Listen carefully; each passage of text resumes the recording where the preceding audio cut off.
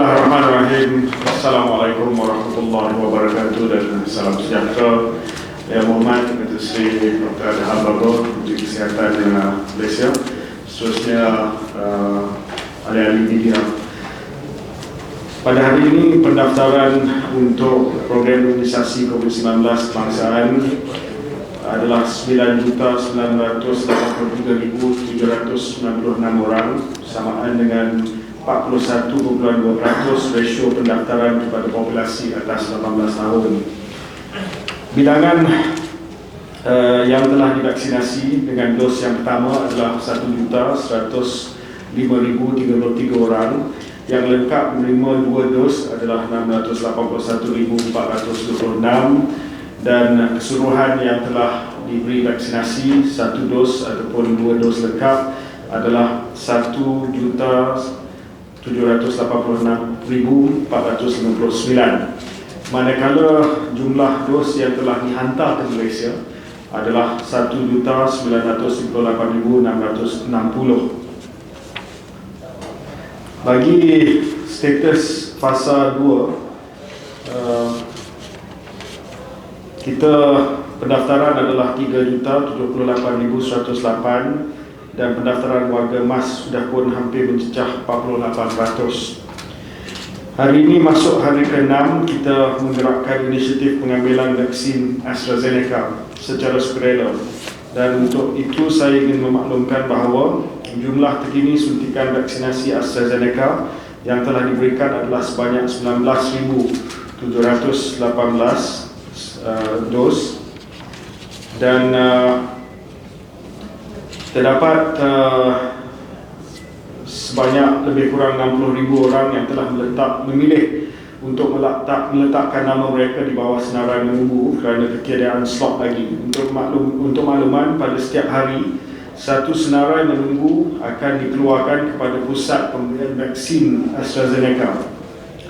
Mereka yang ada dalam senarai menunggu ini akan diberikan notifikasi di MySejahtera bahawa mereka telah dimasukkan dalam senarai menunggu janji temu pada hari tersebut. Penerima vaksin dalam senarai menunggu ini jika dipanggil sahaja, bolehlah menunjukkan notifikasi MySejahtera kepada anggota keselamatan dalam perjalanan ke PPV di sekatan jalan raya. Ini adalah mereka yang dalam senarai menunggu yang dipanggil, yang menerima notifikasi dalam MySejahtera. Yang ingin ditekankan di sini adalah notifikasi ini akan menyatakan bahawa mereka di dalam senarai menunggu hanya perlu datang jika menerima panggilan daripada petugas. Jika ada kekosongan, PPV berkenaan akan menelefon mereka yang ada di dalam senarai menunggu tersebut. Oleh itu, sekiranya anda tidak dipanggil oleh PPV, jangan hadir ke PPV. Petugas di PPV akan buat panggilan secara beransur-ansur mengikut statistik lebihan vaksin berdasarkan ketidakhadiran penerima berjadual. Kami tidak membenarkan walk-in. Namun begitu, dalam situasi di mana mereka yang telah dipanggil di bawah senarai menunggu tidak hadir walaupun telah mengesahkan kehadiran, maka kami akan memberikan vaksin yang telah dibuka dan tidak boleh disimpan semula kepada mereka yang ada di PPV tersebut. Ini adalah penting untuk mengelakkan pembaziran vaksin. Kepada yang tidak dapat hadir walaupun telah dipanggil di bawah senarai menunggu, anda tidak perlu panik kerana nama anda masih di bawah program imunisasi COVID-19 kebangsaan, program mainstream kita. Hari ini saya ingin umumkan bahawa kita ada penjadualan semula temu janji di beberapa PPV AstraZeneca. Kita mengambil maklum akan penularan kes wabak COVID-19 yang menunjukkan peningkatan yang membimbangkan. Oleh itu, sebagai langkah berjaga-jaga, sejumlah janji temu pada 15 hari bulan dan 16 hari bulan Mei di Pusat Pemberian Vaksin AstraZeneca World Trade Center Kuala Lumpur, dikenali sebagai PWTC sebelum ini, kini perlu dipindah ke tarikh yang lain untuk mengelakkan kesesakan disebabkan kes-kes yang meningkat. Untuk makluman, bilangan yang kita ada sebanyak hampir 19,000 janji temu vaksinasi telah ditetapkan pada 2 hari tersebut sejajar dengan kapasiti penuh PWTC.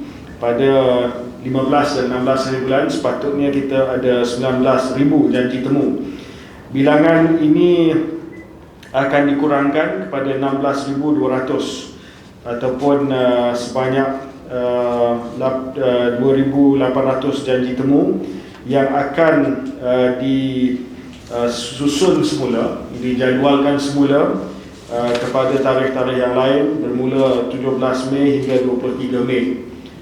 Perubahan tarikh ini akan dimaklumkan melalui pesanan ringkas dan juga notifikasi di aplikasi MySejahtera yang akan mula dihantar pada hari esok. Ya, jadi ada dalam 2,800 janji temu daripada 15 dan 16 hari bulan Mei di PWTC yang terpaksa kita beri tarikh baru kerana kita nak mengelakkan kesesakan di PWTC. Memang full capacity PWTC adalah pada kapasiti penuh yang mana kita boleh menampung sebanyak 9,000 lebih setiap hari. Tapi oleh kerana kes yang meningkat untuk menjamin penjarakan fizikal dan sebagainya, kita telah buat keputusan untuk menjadualkan semula sebahagian daripada janji temu pada 15 dan 16 hari bulan.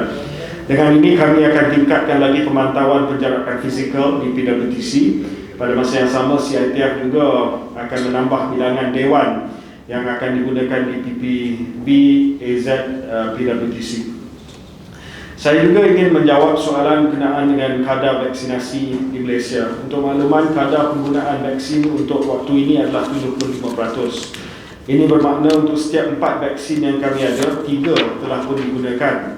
Sememangnya kami ingin meningkatkan kadar ini ke 80%, tetapi sudah pastinya tidak boleh pergi lebih tinggi daripada peratusan ini kerana perlu ada simpanan untuk dos kedua dan juga sebelum dos-dos tambahan tiba di Malaysia. Penghantaran seterusnya yang dijadualkan adalah sebanyak 259,740 dos bekalan daripada Pfizer. Berikut adalah pecahan penghantaran bekalan vaksin Pfizer antara 19 hingga 21 Mei yang akan kita terima. Pada 19 Mei, hari Rabu, kita akan terima 197,730 dos. Pada 20 Mei, Khamis, 44,460 dos. Pada 21 Mei, kita akan terima 17,550 dos. Termasuk dengan angka ini, jumlah dos Pfizer yang telah dan akan kita terima sehingga 21 Mei adalah 2,490,930 dos. Bagi vaksin AstraZeneca, ketibaan bekalan kedua adalah dijadualkan pada bulan ini juga, dan yang ketiga pada awal bulan 6 dengan jumlah sebanyak 615,120 dos sekali penghantaran AstraZeneca daripada kemudahan COVAX. Dan ini saya silakan Yang Berhormat Sri Dr. Adham Babu. Assalamualaikum warahmatullahi wabarakatuh dan salam sejahtera. Yang Berhormat Menteri Musti YB Khairy Jamaluddin.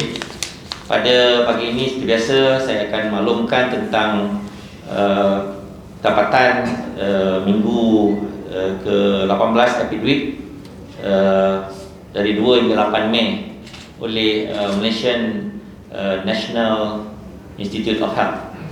Pada dapatan yang kita perolehi sehingga kini, iaitu 8 Mei, 436,944 kes kumulatif telah direkodkan sepanjang gelombang 1, 2 dan 3 sehingga Mei 8/21. Dan pada minggu EPID ke-18 iaitu minggu lepas, kita telah mengesan ataupun merekodkan kes sebanyak 25,350, di mana purata harian ialah 3,621 kes. Dan apabila bandingkan dengan minggu EPID ke-17 iaitu minggu 18 EPID, ada kenaikan sebanyak 18.8% kes direkodkan. Dan peningkatan kes telah pun dikesan sejak 5 minggu yang lepas, sejak EPID week ke-14. Untuk aktif kes, kita dapati bahawa pada minggu ke-18 sebanyak 32,952 aktif kes dikesan. Dan seperti yang saya sebut tadi, ada peningkatan aktif kes sebanyak 23% daripada minggu EPID ke-17. Dan untuk kes-kes yang telah sembuh, 91.3% daripada semua kes kumulatif, iaitu 398,630 723 kes sembuh daripada total kumulatif 436,944. Untuk kematian, data kematian telah menunjukkan fatality rate 0.38% pada 8 bulan Mei 2021, iaitu 1,657 kumulatif kematian. Dan pada minggu ke-18 EPID sahaja 336 kes kematian direkodkan, di mana purata harian 19 kes kematian sehari pada minggu EPID ke-18. Dan jika dibandingkan dengan minggu EPID ke-17, peningkatan sebanyak 43% number ataupun jumlah kematian yang telah direkodkan. Dan kita telah melihat bahawa sejak 6 minggu lepas, sejak minggu EPID 12, terdapat peningkatan kes-kes kematian yang direkodkan.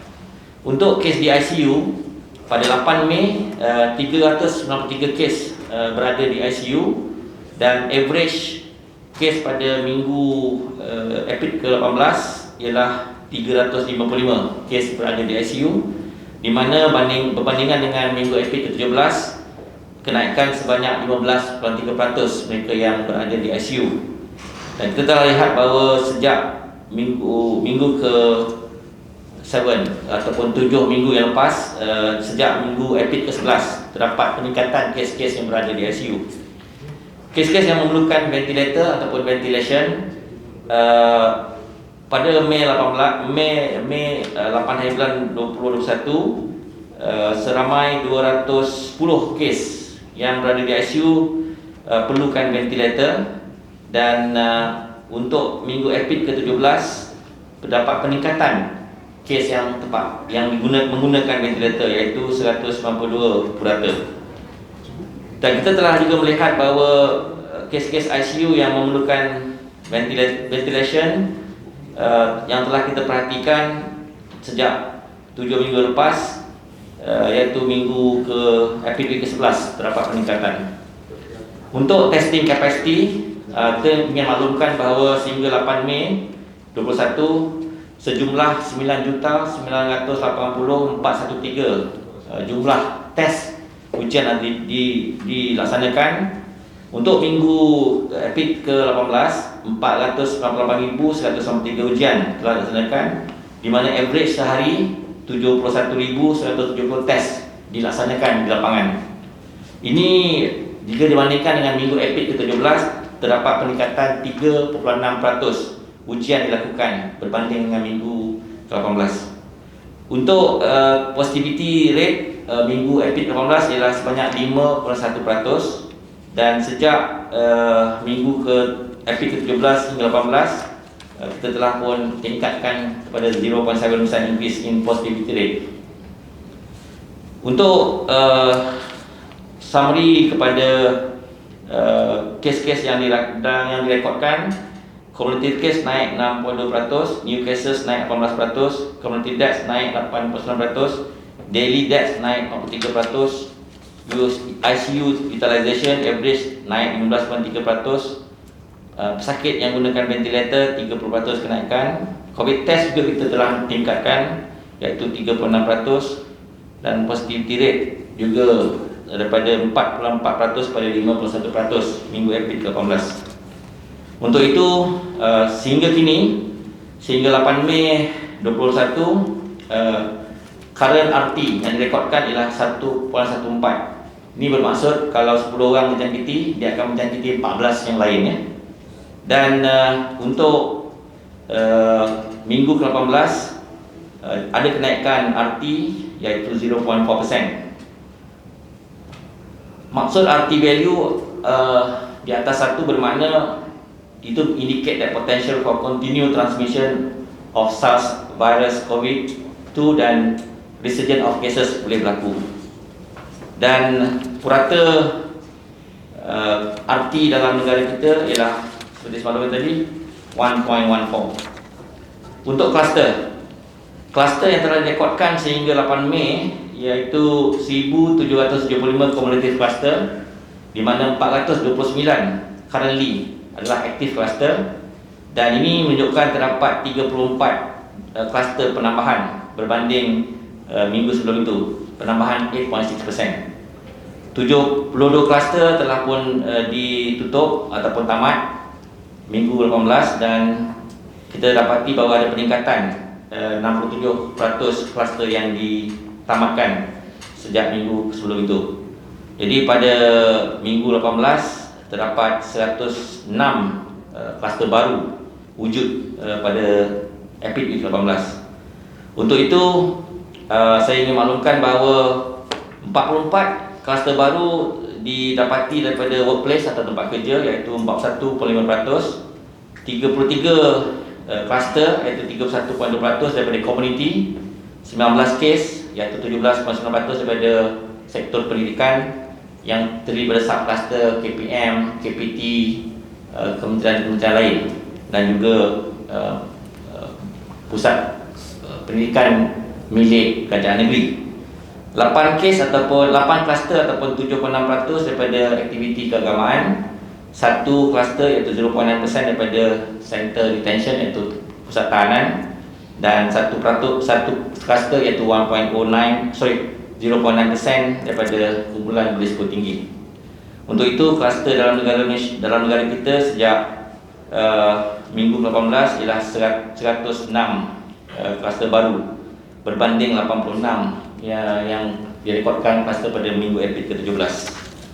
Untuk itu COVID-19 Movement Control Order telah pun kita laksanakan sebanyak 86 lokaliti telah pun diletakkan di bawah EMCO ataupun Enhanced MCO daripada 2 Mei hingga 8 Mei, iaitu 32 lokaliti di Pahang, 21 lokaliti di Sarawak, 18 lokaliti di Sabah, 7 lokaliti di Kelantan, 2 lokaliti di Terengganu, 2 lokaliti di Johor dan 1 lokaliti di Melaka, Perak, Selangor dan Negeri Sembilan. Itu adalah tempat-tempat di mana kita adakan Enhanced MCO, EMCO. Dan seperti dimaklumkan, negeri-negeri yang diletakkan di bawah PKP seperti Negeri Kelantan, keseluruhan daerah, 6 di Kedah, 3 di Pulau Pinang, Selangor 6 daerah, Johor 3 daerah tambah 1 Keluang dan di Johor. Jadi akhir sekali saya ingin maklumkan bahawa kapasiti hospital kita sekarang ni kita dapati bahawa penggunaan katil hospital untuk COVID-19 atau suspected atau probable sebanyak 4,866 kes. Untuk PKRC ataupun Low Risk Quarantine Treatment Center, katil yang disediakan ialah sebanyak 11,433 yang telah pun dimuatkan untuk pesakit-pesakit ini. Dan untuk detention center kita letakkan sebanyak 3,100 tempat. Total bed untuk COVID-19 67% average, untuk low risk 49% dan untuk detention center 7% saja. Untuk ICU bed kita ada occupied oleh kes COVID sebanyak 540, ventilator yang digunakan untuk COVID-19 300 sekarang ini. Terima kasih. Kita buka untuk soalan daripada media. Kita semua online hari ini. Hi, good morning, Wiley. I have 2 questions for Wiley KJ. My first question is Hive's algorithm biased against high traffic malls and supermarkets due to their strict enforcement of licensure check-ins? Because MOH data shows that factories only comprise 19.6% of 8,866 cluster-linked COVID cases from 340 clusters over the past month, and shops, malls and markets combined only contributed less than 1% of those cases. And my second question is, how is it useful to close down premises listed on Hive? Because after 3 days, asymptomatic people who don't know that they have COVID will be back to visiting these high traffic premises. Shouldn't Hive take into account SOP practice in mitigating risk before blacklisting a particular premise, malls, supermarkets, public transport hubs, enforce masks quite stringently. Soalan saya untuk Datuk Seri Dr. Adam, pakar kesihatan awam kata kekurangan saringan menyebabkan peningkatan kes severe COVID kerana orang tidak diuji dan tidak dapat diagnosis pada peringkat awal sebelum keadaan mereka menjadi lebih buruk. So, adakah KKM akan tindakan saringan dalam MCO 3.0 supaya kita dapat 2 atau maybe 3 kali ganda lebih banyak kes dalam minggu-minggu yang akan datang, seperti yang Dr. Lokman Hakim Sulaiman kata. I know that we have increased testing to about 73,000 people tested a day on average in the past week, but it's clearly not enough because severe cases and deaths are going up. Is Malaysia likely to face a cycle of lockdowns until we achieve herd immunity? Only 2.1% of our population has been fully vaccinated. That's all. Thank you very much. Firstly, HIDE deals with locations that are registered on MySejahtera. So there will obviously be blind spots where MySejahtera registrations are not complied with. That's why I highlighted the importance of complying with MySejahtera check-ins. These locations that are not covered by MySejahtera are, however, covered by the on-the-ground work done by KKM's district officers. However, just because there are blind spots on HIDE does not mean that shopping malls are not hotspots. There's been a huge surge of activity and footfall to shopping malls in the run-up to Hari Raya Aidilfitri. As far as interventions from Kementerian Kesihatan Malaysia is concerned on HIDE, once a premise has been flagged as a hotspot, I will turn to Dr. Adham has the details on what KKM does once a premise is highlighted as a HIDE hotspot. Ya, Eko yang berhormat Khairy beritahu maklum tentang HIDE.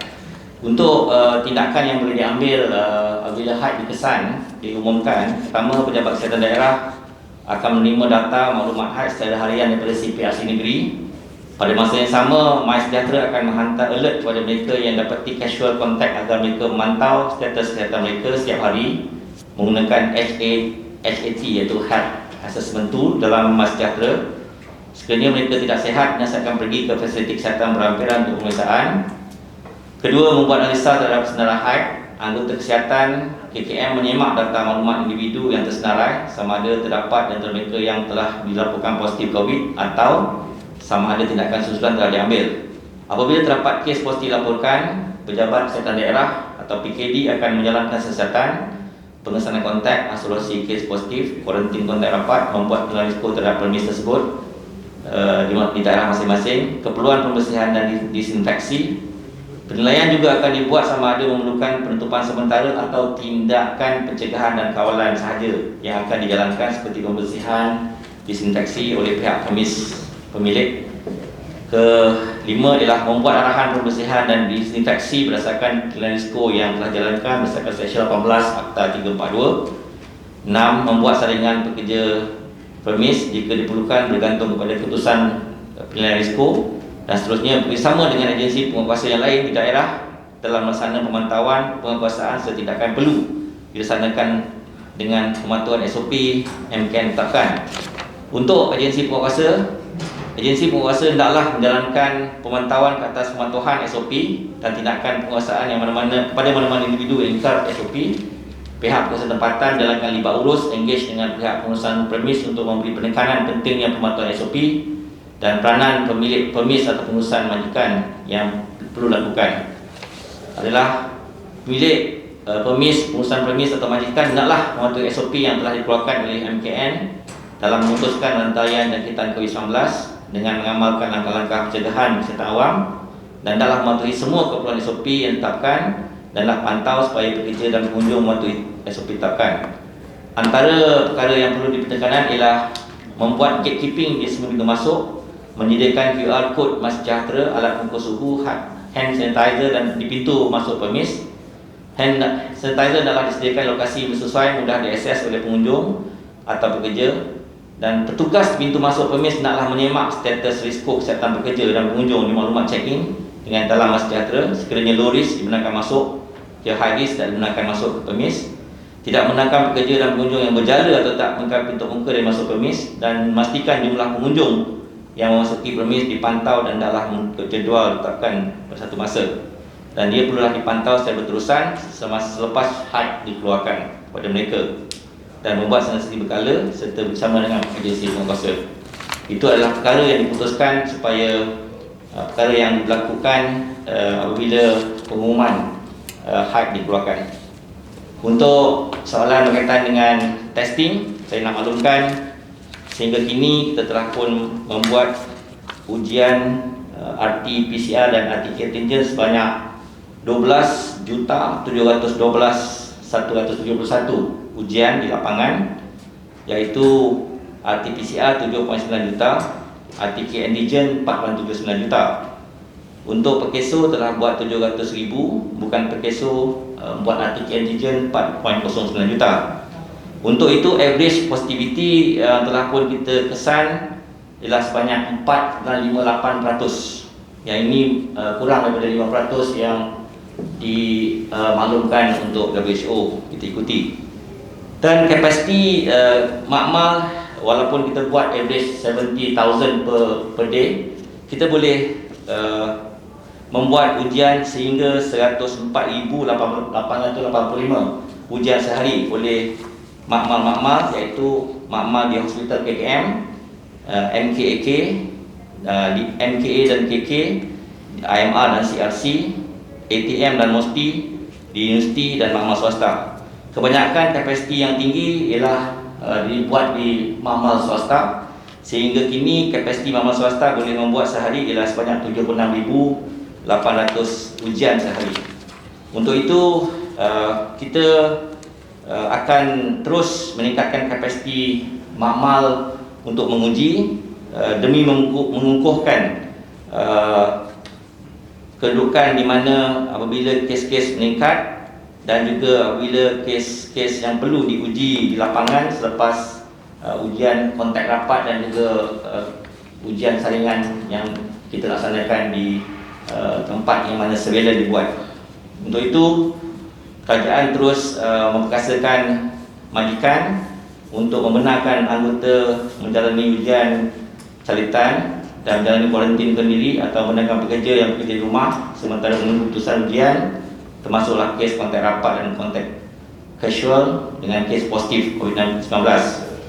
Untuk itu saya ingin maklumkan bahawa tindakan majikan yang mengarahkan pekerja hadir ke tempat kerja akan memberi skor penularan dan kita tempat kerja. Oleh itu kita minta supaya majikan mengarahkan pekerja untuk tidak hadir sekiranya ada gejala ataupun ujian telah dibuat kepada mereka. Untuk isu berkaitan dengan adakah Kementerian Kesihatan Malaysia akan menambah ujian sekiranya ada MCO 3.0 untuk mengesan 2 ganda atau 3 ganda cases, ya. KKM akan sentiasa membuat ujian pengesanan COVID-19 dari masa ke semasa, terutama sekali sekiranya terdapat peningkatan kes di kawasan. Oleh itu KKM menyeru supaya orang ramai yang mempunyai gejala jangkitan COVID-19 seperti demam, hilang deria, bau atau rasa, sakit badan dan sebagainya menjalani ujian pengesanan jangkitan COVID-19. Ini kerana pemantauan kes COVID-19 dalam tempoh sejak sebulan yang lalu, ya, mendapati 50% kes positif COVID mengalami gejala berbanding hanya 27% yang bergejala yang ditunjukkan pada bulan Mac 21. Maksudnya ada peningkatan daripada bulan 3 dan bulan 4 dan 5, ada peningkatan kes-kes yang bergejala sebenarnya berbanding dengan tidak bergejala. Jadi untuk itu sementara menunggu keputusan kerja makmal, individu ini dinasihatkan untuk mengasingkan diri ataupun voluntary isolation dan tidak berjumpa sesiapa sehingga keputusan ujian diperolehi. Dan sekiranya PKP yang telah pun kita isytiharkan di beberapa kawasan dalam negara kita, perkara yang penting untuk diambil ialah kita perlu melihat supaya penilaian skor yang mendapati bahawa dalam masa yang singkat ada kes naik mendadak, jumlah sporadik kes yang tinggi melebihi kluster, bilangan kes teruk dan serius serta kematian tinggi dalam tempoh singkat, dan juga perkadaran kes COVID-19 aktif yang sedang menjalani penghasilan rumah yang tinggi. Untuk itu, kita akan menjalankan ujian dan menambah ujian COVID-19 di lapangan. Okay.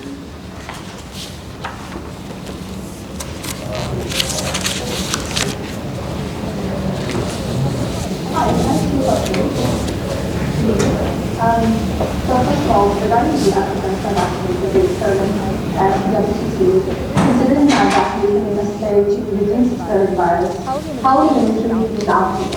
I can't hear, sorry. Tak dengar. Sorry, can you hear me? Barely. Is it better now? Yeah, thank you.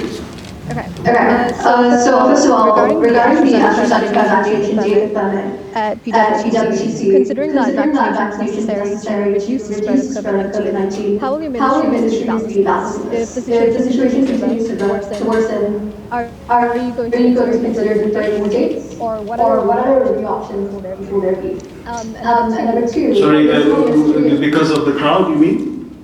Yeah, because of the crowding. Yeah, that, okay. Yes. And my second question is to help Ministry and CITF going to look into enforcing a no entry policy for hires groups into crowded areas like shopping malls, for instance, instead of completely shutting down the location and being done now. This This has also been a recommendation by certain experts that this sort of early prevention could help kind of control the hype. So what are your thoughts? Yeah. On AstraZeneca and overcrowding, that's why for the appointments that we have given out on the 15th and 16th, we are reducing that by 2,800 appointments. Although the full capacity for the 2 days are 19,000, we have reduced that to 16,200 to take into consideration physical distancing and ensuring a comfortable experience for people who decide to go for their vaccinations on the 15th and 16th. For other days, we are quite confident that the capacity mapped out against the appointments given will ensure sufficient physical distancing. So what we have done is to reallocate appointments from the 15th and the 16th of May only at PwTC or World Trade Center Kuala Lumpur, and they will be reallocated to dates between the 17th and the 23rd of May. We will inform them, those who are affected, 2,800 of them, starting tomorrow via SMS and also a notification on the MySejahtera. Any inconvenience for the reallocation of dates is much regretted, but we're doing this to ensure that we can ensure a safe experience for people who go for their vaccination in PwTC. On the issue of gatekeeping, I'll ask Dr. Anna to answer. Ya, saya tak maklum tadi bahawa untuk mereka yang telah pun didapati ada kontak casual kepada kes-kes yang dikatakan berada di lokasi high ataupun hot spot, identification of dynamic engagement. Antara perkara yang telah pun diberi penekanan dan nasihat diberikan ialah pertama, perlulah majikan ataupun pengurus permis memastikan ada gatekeeping di semua pintu masuk permis dengan menyediakan QR code MySejahtera, alat pengukur suhu, hand sanitizer di pintu masuk. Kedua, dialah tempat-tempat yang letakkan MySejahtera code, alat pengukur suhu dan hand sanitizer mestilah letakkan tempat yang bersesuaian, yang mudah dicapai oleh pengunjung. Dan petugas pintu masuk permis boleh menyemak status risiko kesihatan pekerja mereka sendiri. Di samping itu boleh juga menyemak status kesihatan pengunjung di maklumat check-in dalam MySejahtera, seperti sekiranya low risk boleh dibenarkan masuk, sekiranya high risk letak dalam MySejahtera timbul situ high risk, kita boleh menasihatkan mereka supaya tidak masuk dalam permis. Untuk itu kita menasihati majikan ataupun pengurus permis supaya tidak membenarkan pekerja atau pengunjung yang bergejala, tanyalah gejala dan tidak memakai pelitup muka dari masuk premis, dan pastikan bahawa jumlah pengunjung yang masuk ke premis dipantau dan adalah mengikut jadual ditetapkan pada satu masa ataupun yang telah ditetapkan. Ini perlulah berterusan selepas pengumuman had dilaksanakan, dan perlu sekali pihak pengurus ataupun pengusaha memastikan pemantauan ini berterusan, kerana ini adalah langkah-langkah penting untuk kita bukan saja reduce the rate infection, tetapi membendung atau memutuskan rantaian penularan COVID-19 di tempat-tempat yang telah pun diisytihar sebagai ancaman kepada wabak COVID-19 melalui HAIP. Dan kita perlu bersama supaya semua anggota yang berada untuk menguatkuasa melaksanakan tanggungjawab di peringkat lapangan. Okey, seterusnya. Hello, Assalamualaikum, YB. Salam. Boleh dengar soalan suara saya? Boleh. Okey, soalan pertama saya adalah kepada Dr. Adam. Ketika ini kerajaan dalam dilema untuk memenuhi tuntutan ekonomi dan kesihatan life and livelihood, manakala pemberian vaksin pula bergantung kepada ketibaan vaksin. Apa yang perlu dilakukan selain langkah yang sedia dilaksanakan ketika ini untuk memastikan kes dapat dikurangkan, terutama dalam komuniti? Tapi pada masa sama, ekonomi tidak lumpuh atau terjejas. Sebab kita tengok pematuhan SOP pun dah lacking sekarang kan. Kemudian ada juga segelintir majikan yang dikatakan tidak membenarkan pekerja menjalani kuarantin kendiri sementara menunggu keputusan ujian calitan COVID. Termasuk bagi kes kontak rapat ataupun kontak casual dengan kes positif COVID. Apa tindakan yang boleh dikenakan terhadap majikan termasuk kesedaran ataupun dari segi undang-undang supaya wabak ini tidak terus merebak. Kemudian apa update mengenai perbincangan KKM bersama Kementah untuk Hospital Medan di Sarawak dan Kelantan.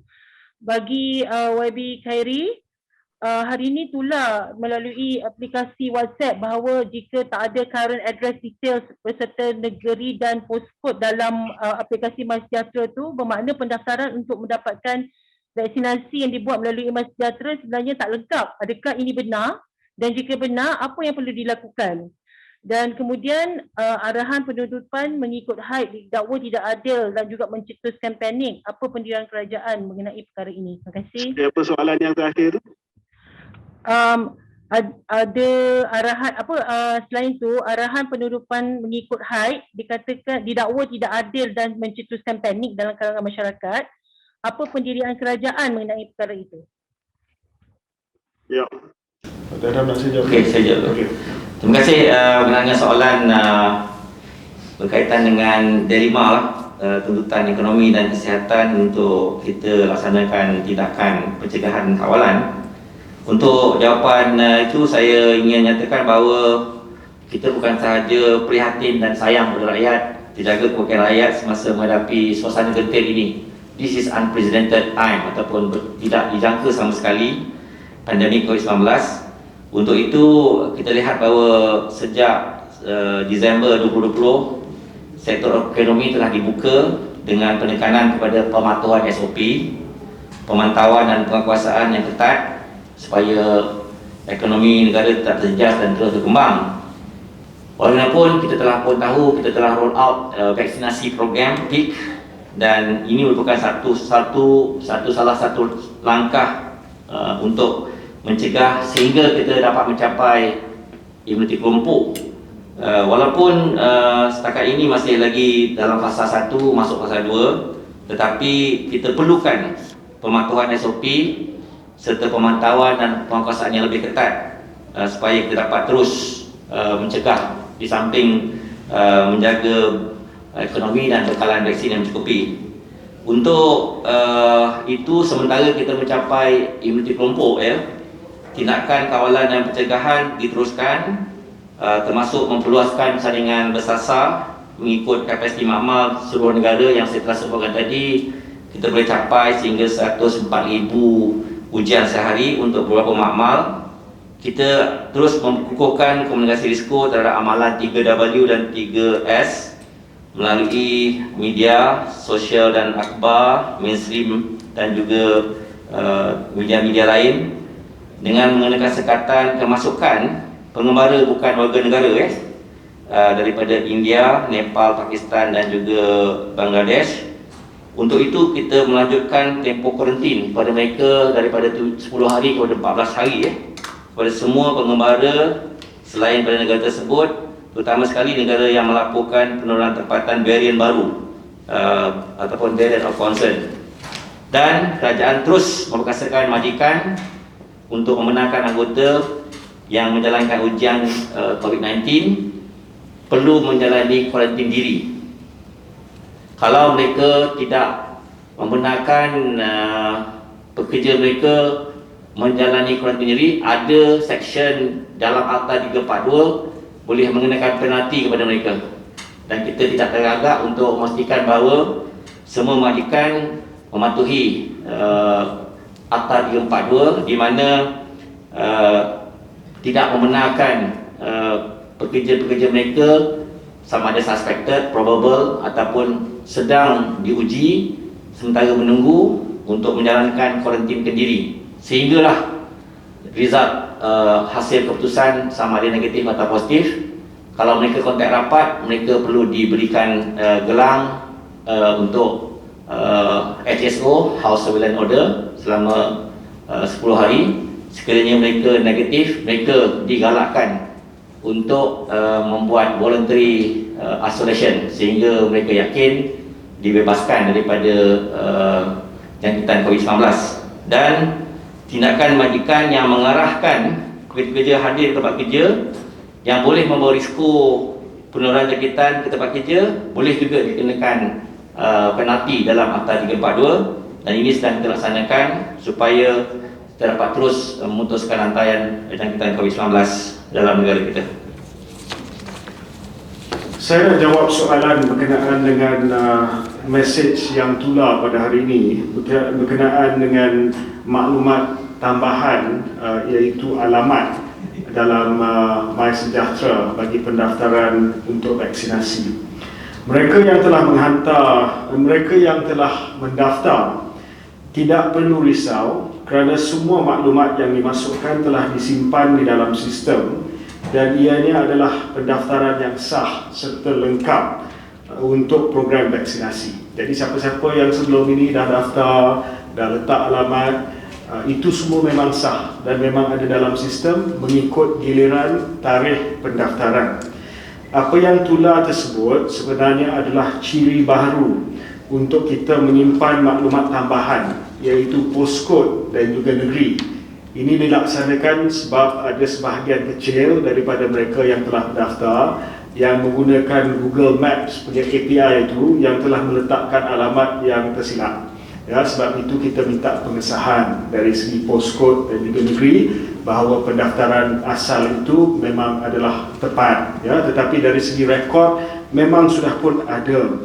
Namun begitu, jika MySejahtera anda tidak mempamerkan maklumat tersebut, jangan risau kerana pendaftaran anda sudah diterima sejak tarikh pendaftaran pertama, ya. Jadi dalam perkara ini bukanlah dikatakan bahawa oleh kerana tidak melengkapi rekod pendaftaran anda tidak ada di dalam sistem MySejahtera. Memang sudah ada pun. Kita cuma nak melengkapkan dengan postcode, dengan negeri supaya dapat sahkan. Kalau tak nak lengkapkan pun tak apa. Kita masih akan hantar janji temu kepada anda mengikut pendaftaran yang sedia ada. Jadi jangan risau.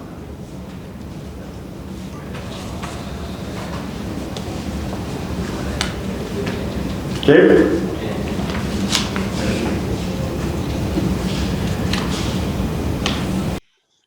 Hi, YB. Yep. Can you hear me? Yeah. Yeah. Hi, Ram from Straits Times. I just have one question. Yesterday, there was an article by a DAP rep, YB Rajiv, was questioning where are the Sinovac, locally bottled Sinovac vaccines which were supposed to be rolled out. I think there was a delay in that because the raw stock was sort of taken delivery some time ago. But we have not gotten any update about the vaccines being administered so far. So if you can provide an update on that. Thanks. Yeah, we will have 280,000 doses of the fill-finish products cleared this week. The next 450,000 doses will be on 18th May, going through potency test 18 days after bottling. We have received bulk deliveries from China for the supply for May and June. So each bag has about 300,000 doses and will be produced for 4 days, as one batch has to go through a potency test that is conducted by NPRA. So I can update saying that as far as the fill-finish products from Sinovac, Pharmaniaga is concerned, they will be released starting this week.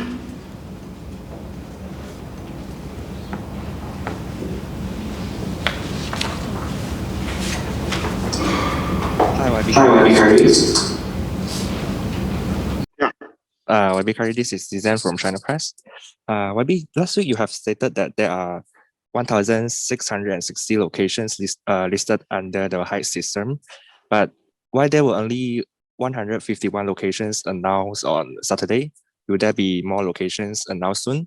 And my second question is, when the locations have been removed from the Height list within a period of 7 days after their listing, would they still get listed again? And if so, do they still need to close for another 3 days? Thank you. The ones which were listed were large hotspots as opposed to small hotspots. Yeah, that's just one. These are based on the number of transmissions that are potentially possible at that particular area. We've decided not to list everything because that might create further panic and alarm, but we are concentrating on the large hotspots only. Yeah? So there are some people who ask, how come there are no factories, how come there are no offices, why is it just shopping malls? In fact, if we look at the big list, which includes large hotspots and small hotspots, it includes a lot of different types of premises, not just retail, but also offices, factories, and other such premises. On the matter of whether it can be listed again, yes, of course, if we use the system, if we continue to use the Height system, then a particular premise, if there has been data showing that it can once again potentially become a hotspot, yes, it will be listed again. As far as what happens when it's listed, as Dr. Hannah mentioned earlier, those are the guidelines that the Ministry of Health has come up with, and we are going to discuss it this evening at the MCAT meeting. Yeah.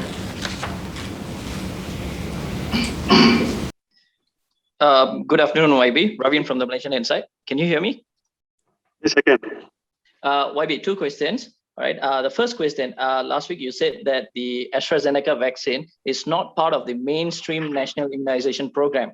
Hence, those who are taking the vaccine, will they be covered under the compensation funds that was created? Because there are some people who are saying that since we are taking yes, it... we've announced this previously. They are covered under the compensation fund. Yes, they are.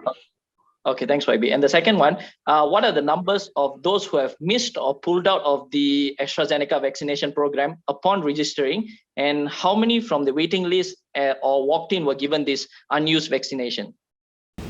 So far, we have a 98% attendance for the AstraZeneca.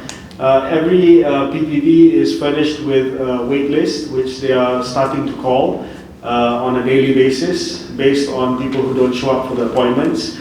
I will update, I think, by next week when we have another PC after the Hari Raya week. I'll update on how many people actually get it through the normal appointments and how many have gotten it via the waitlist calls on a daily basis.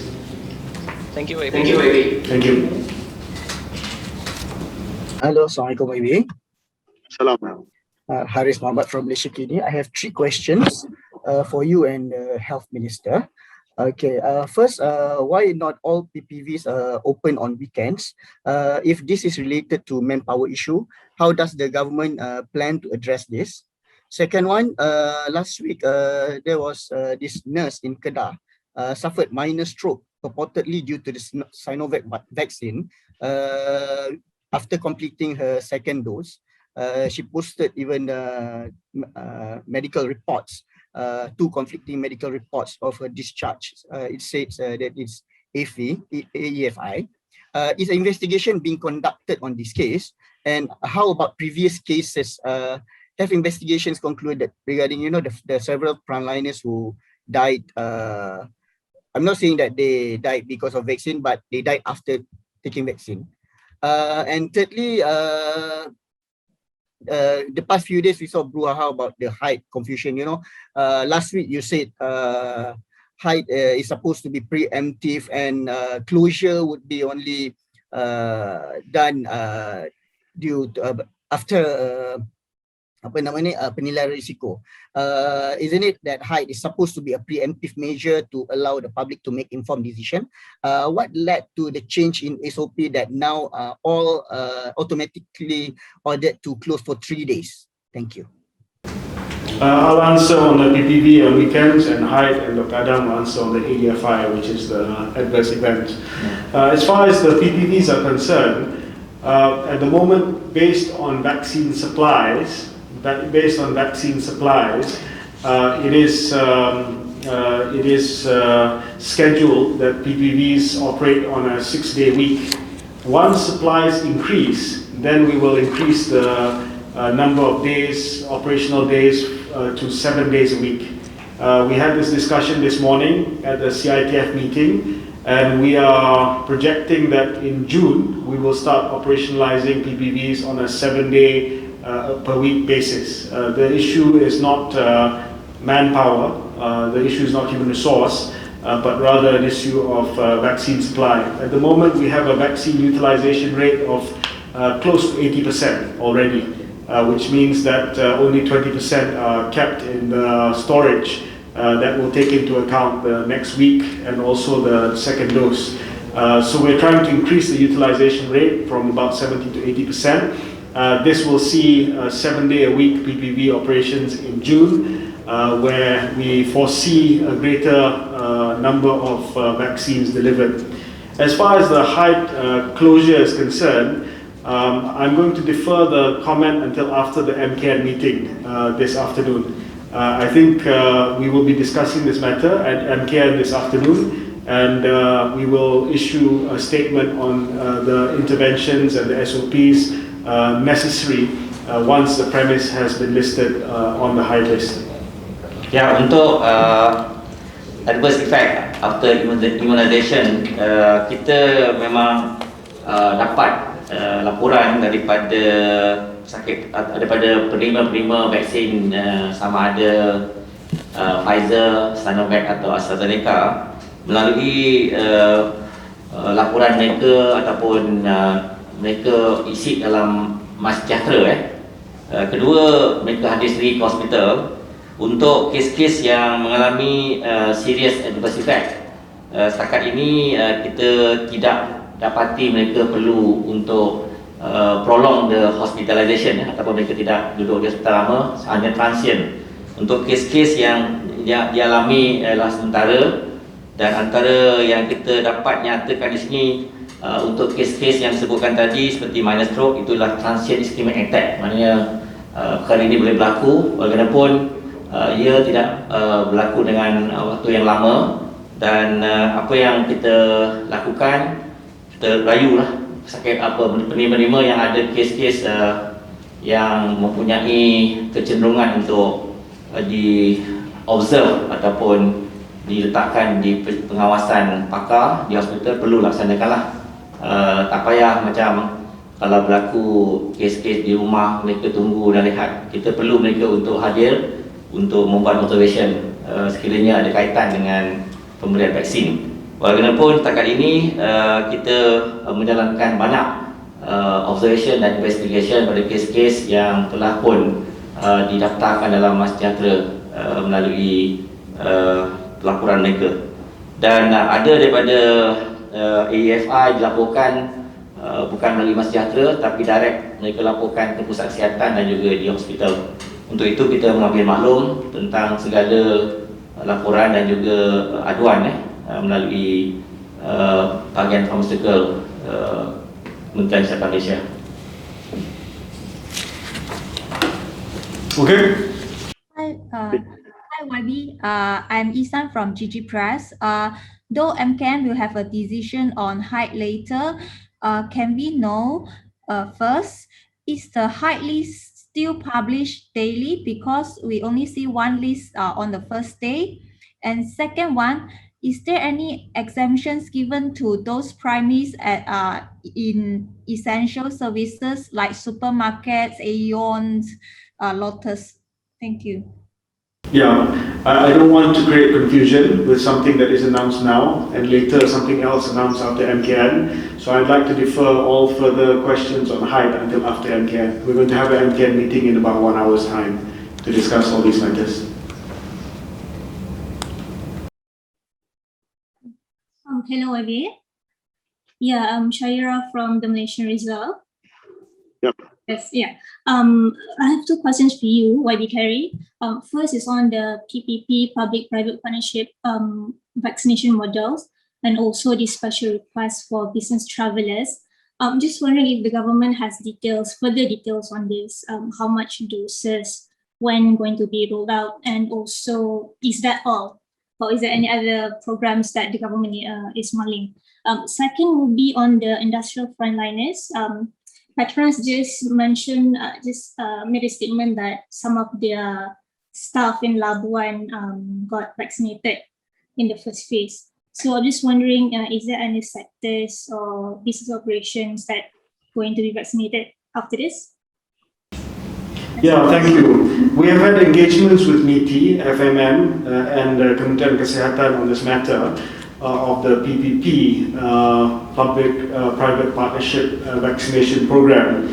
But we have yet to announce the date for the rollout for this program. Our priority now is, of course, to ensure that phase 2 is running smoothly, which looks at the elderly as well as people with comorbidities and the disabled community, and also for the opt-in AstraZeneca program. We will consider the public-private vaccination program as and when it can add value to the vaccination program, and as and when we have enough supplies so that those people in phase 2 can adequately receive the vaccines during the phase 2 implementation.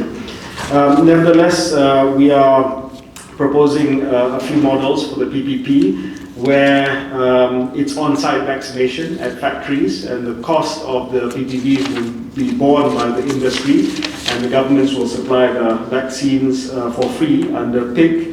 And also, we are also looking at private immunization model for business travelers. Perhaps this is for those who require frequent travel overseas. And again, we have not commenced this yet because our priority right now is to ensure that the vaccination program is delivered for phase 2 recipients, which are the elderly, people with comorbidities, as well as the disabled community, as well as to finish up those within phase 1, the health frontliners, who may have been missed out in certain states, for instance, private dentists and private healthcare workers.